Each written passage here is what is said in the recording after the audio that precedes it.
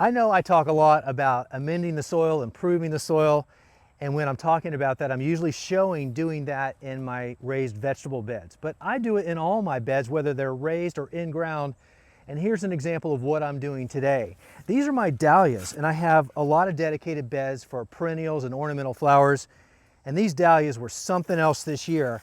They overwintered, the tubers that is, so we left them in the ground, and we're in zone 8A in Atlanta, Georgia, and it's warm enough so they didn't rot or freeze over the wintertime.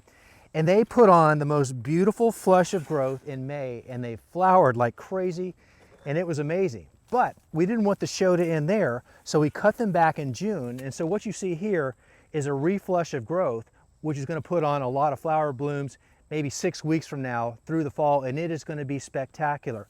But one of the reasons it's going to be spectacular is because I am amending this soil and improving it with Soil³. Now that's a composted soil that's regionally available here in the Southeast, but it's got a lot of great biological inputs and the basic nutrients that these plants need. Dahlias are very heavy feeders, and I want to make sure that we're putting back the deposits that they have been taking out through nutrient withdrawals while they've been growing in the prior season. And this is a great way to put that back and restore that account to a positive balance with good nutrients and great soil, and that's Soil³ for me.